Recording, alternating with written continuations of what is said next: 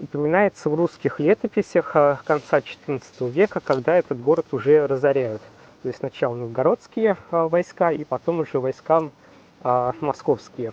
То есть город прекращает свое существование, и очень долгое время пытались найти следы как раз-таки этого города. Небольшая система защиты сохранилась тут, и основная она в северо-западной стороне.